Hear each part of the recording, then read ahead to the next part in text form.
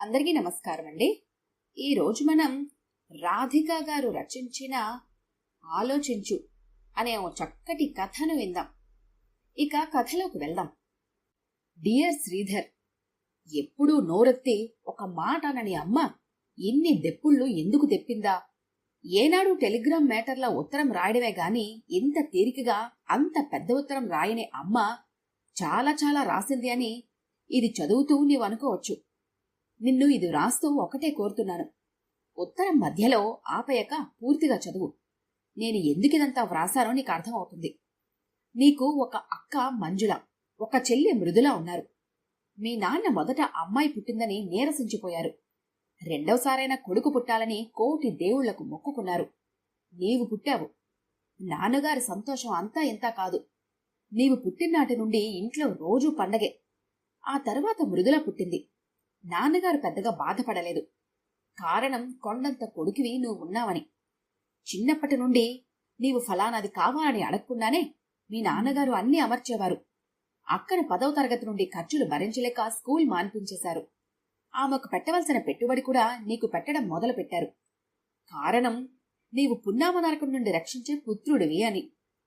ఆడపిల్లలకు కడుపు నిండా అన్నం లేకపోయినా పర్వాలేదు. ఆయన దృష్టిలో కొడుకు మాత్రం రాజాలా బ్రతకాలి అనే బూజు పట్టిన భావాలతో ఉండేవారు. ఆడపిల్లలకు రూపాయి గాజులు గాని, తలలోకి సన్నజాజులు గాని కొనాలంటే 100 సార్లు ఆలోచించేవారు. ఆయన ఆశల్ని ఫలింపచేస్తూ నీకు అంతా ఖర్చు పెట్టినందుకు ఫలితం దక్కించి ఇంజనీర్ అయ్యావు. అప్పుడు ఎనలేని సంతోషం, ఎవరెస్టు ఎక్కినంత సంబరం. నాన్నగారి బాధ్యతలు నీ నెత్తిన వేసుకుని అక్కా చెల్లెల పెళ్లి చేస్తావని, మనకు డబ్బు సహాయం చేసిన మీ నాన్నగారి స్నేహితుని కుమార్తెను వివాహం చేసుకుంటావని కలలతో ఆకాశంలో విహంగంలా ఇద్దరం విహరించాము. కాని కొద్ది రోజుల్లోనే రెక్కలు తెగిన పక్షుల్లా నేల మీదకి ఒరిగాము. కారణం నీవు మాధురిని ప్రేమించానంటూ అనౌన్స్ చేయటమే. నీవు మొదటి జీతం చేతికి రాకుండానే మాధురి మెడలో 3 ముళ్ళు వేశావు. గొప్పింటి పిల్లకు భర్తగా, కేవలం మాధురి భర్తగా మిగిలిపోయావు. కనీసం తల్లిదండ్రుల గురించి గాని, అక్క చెల్లెల గురించి గాని ఆలోచించలేదు.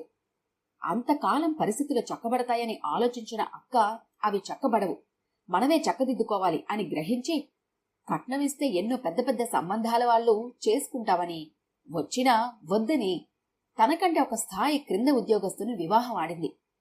నీవు ఒక మెట్టు పైకెళ్ళి మాకు దూరం అయ్యావు. అక్క ఒక చెట్టు క్రిందకి దిగి మాకు దగ్గరైంది. బావ భాస్కర్కి ఈ ఊర్లోనే ఉద్యోగం కాబట్టి, తన పిల్లలను నేను చూడక తప్పదు కాబట్టి మన ఇల్లు ఇరికైనా ఒక భాగంలో సర్దుకుపోయింది. తన మిషను మీద సంపాదించిన దానితోనే ఇంటరు, BA, MA కూడా చదివింది. నాన్నగారిని ఏ విధంగానూ ఇబ్బంది పెట్టలేదు.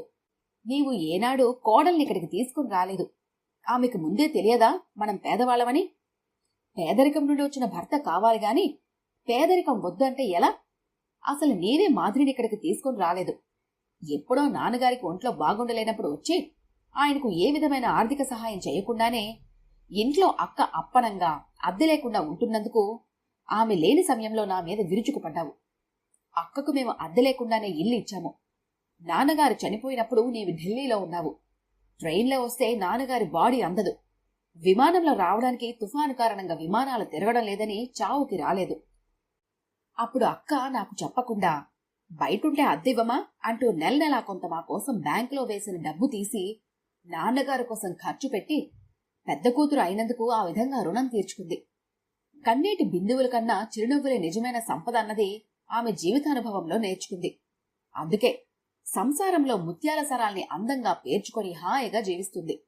మన బాధలకు కారణాలు ఏవైనా కావచ్చు కాని దానికోసం శ్రీధర్ని ఏమీ అనవద్దు అనేవారు మీ నాన్నగారు.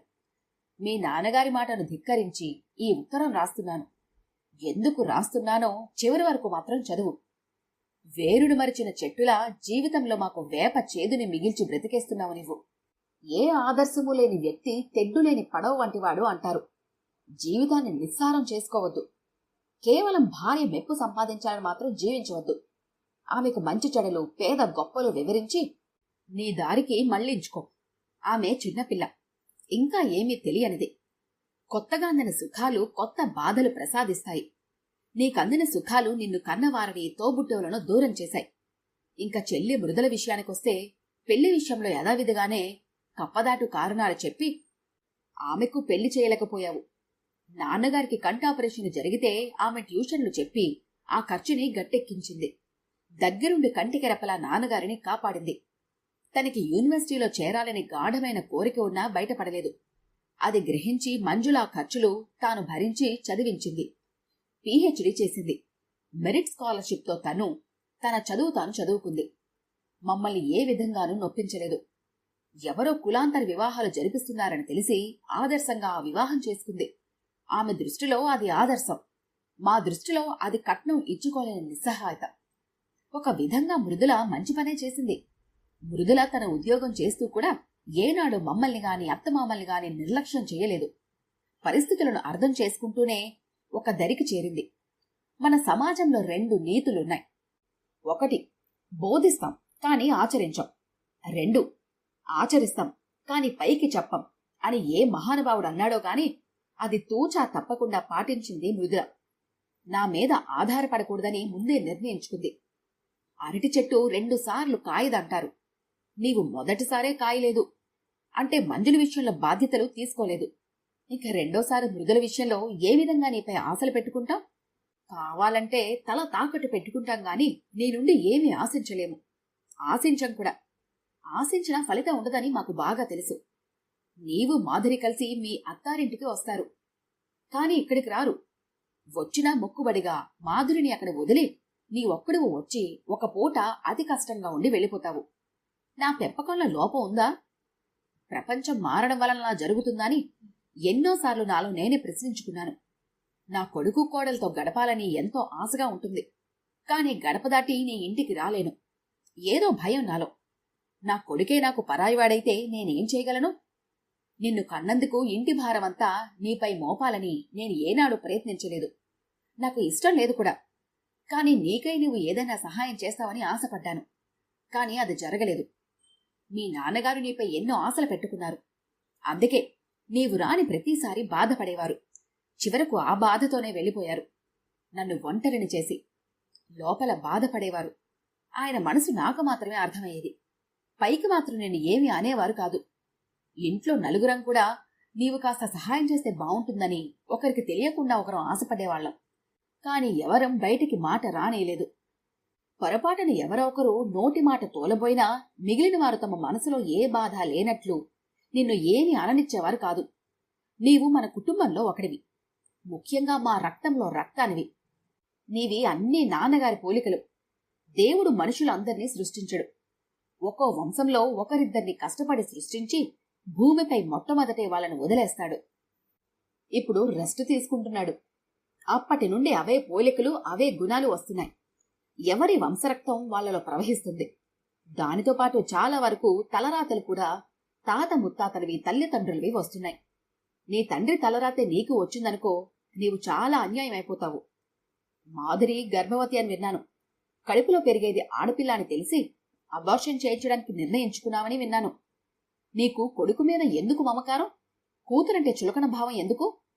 కూతుళ్లుగా పుట్టిన మృదుల, మంజుల గుండెల మీద కుంపట్లు కాలేదే. కొడుకుగా పుట్టిన నీవు మమ్మల్ని ఏం ఉద్ధరించావు? రేపు నీ కొడుకు కూడా నిన్నలానే ఆదరిస్తాడు. ఆలోచించు, బాగా ఆలోచించు. ఆడపిల్ల మగపిల్లాడు అనే భేదం ఉండకూడదు అనే నిశ్చయం కలిగేలా దృఢంగా ఆలోచించు. ఆపై మంచి నిర్ణయం తీసుకో. మాధురికి కడుపు శోకం మిగలనీయకు.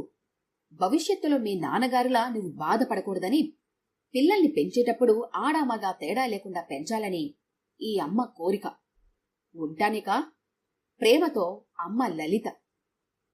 ఉత్తరం చదివిన కొడుకులో కొంచెమైనా మార్పు వస్తుందన్న ఆశతో ఉత్తరాన్ని పోస్ట్ చేయడానికి వెళ్ళింది లలిత.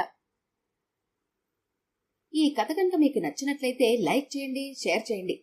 మరిన్ని ఇంట్రెస్టింగ్ కథల కోసం మా ఛానల్ని తప్పకుండా సబ్స్క్రైబ్ చేసుకోండి.